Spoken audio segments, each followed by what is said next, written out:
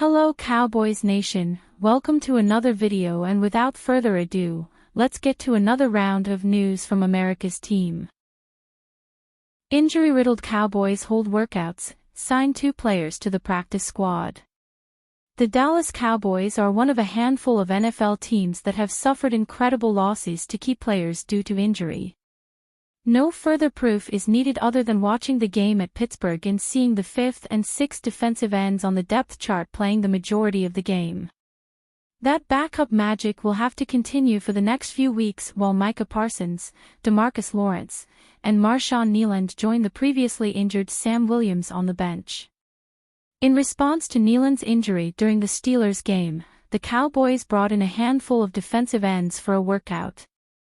With Brandon Cooks also out for a few weeks, a couple of wide receivers were also at the Star for evaluation. Here is the list of players invited to the Cowboys facility on Tuesday, including a surprise quarterback to throw to the wide receivers.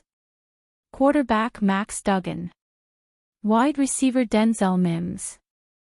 Wide receiver Dante Pettis. Wide receiver Chad Cota. Wide receiver Seth Williams. Defensive end Luigi Villain. Defensive end Shaka Toney. From this list, the Cowboys decided to sign wide receiver Seth Williams and defensive end Luigi Villain to the practice squad ahead of the Week 6 matchup versus the Detroit Lions. Let's take a look at the 2 new signees, their path to Dallas, and how they can contribute to the offensive and defensive rotation. Wide receiver Seth Williams. Seth Williams was a 6th-round pick in the 2021 NFL Draft by the Denver Broncos. Williams was likely brought in because he possesses something the Cowboys don't currently have in their wide receiver room: size. Williams stands at 6'3" tall and 211 pounds, and provides height and length that the Cowboys have not supplemented their wide receiver core with. Defensive end Luigi Villain. Despite returning Shaka Toney for a second workout this offseason, the Cowboys decided to give a practice squad spot to Luigi Villain. Villain is a third-year player who has spent the first part of his career with the Minnesota Vikings and Carolina Panthers. Minnesota signed him as an undrafted free agent in 2022 out of Wake Forest University. Villain appeared in just 4 games with the Vikings before remaining inactive the rest of the season. The Carolina Panthers picked him up in the middle of the 2023 season, but he was soon put on injured reserve, and eventually released before the start of the 2024 season. After a couple of weeks on the Cleveland Browns practice squad, Villain was released from there as well. Dak Prescott gushes over Week 5 Cowboys win. Prescott used 2 words to describe the team and their late win over the Steelers: showed persistence and resilience. The team just really showed it there, on that drive, he said in a press conference immediately following the October 6 game. Regarding the Tolbert touchdown that saved the day, Prescott added, "Luckily, we had the 4th down and it was special to get it back to Tolbert. He did a great job of coming across the field and getting open, and the offensive line did a great job on that play of allowing me to stay in the pocket." Prescott also talked about some of the team's shortcomings during the game, especially throwing an interception right before halftime. "Yeah, we just wanted a chance," he said. "Just give us a chance on that 2-minute drive. I personally was pissed about the 2-minute drive before half, obviously, throwing an interception there when we could get points, easily 3, if not a touchdown. 2 minutes, something I love, so just being able to get back in it, down 4, knowing we needed a touchdown." Prescott praised the Cowboys for simulating high-stress situations, such as that last-minute touchdown, and being ready to respond to stressful situations in the moment. "We practiced that a lot," he said. "I'd say as much as, if not probably more than any team in the league, so we're all very comfortable in that situation with the plays being called. And then getting it down there pretty quick, and then having some opportunities to strike in the end zone."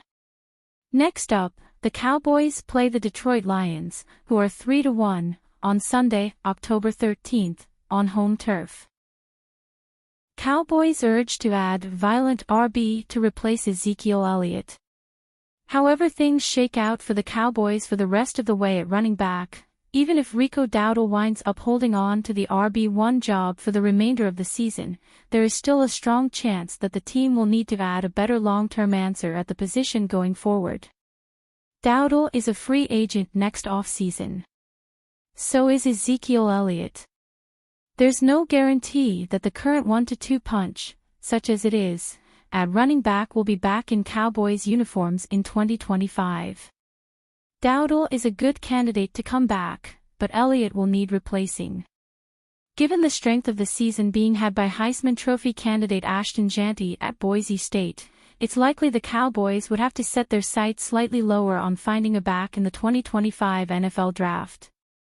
That could be the player widely considered to be the number 2 back on the board, Ohio State transfer Quinshon Judkins. And though the Cowboys have needs all over the roster, defensive line, safety, wide receiver, they badly need a running back and should be willing to use a high pick to get one. Quinshon Judkins, among the most talented ball carriers in CFB. That's the thinking at Bleacher Report, where the site is recommending the Cowboys focus on Judkins in the draft. In an article titled NFL Team Needs, here's Bleacher Reporter's Matt Holder wrote on October 7. Cowboys owner, Jerry Jones will likely be looking to add a running back during this year's NFL Draft.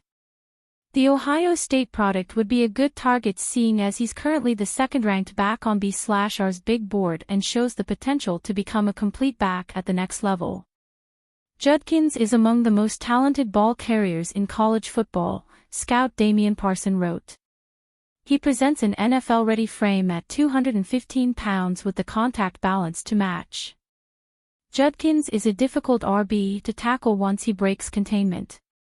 College football fans know that Judkins is already one of the top running backs in the sport, with 2 stellar seasons at Ole Miss under his belt. He ran for 1,567 yards as a freshman and came back with 1,158 yards as a sophomore.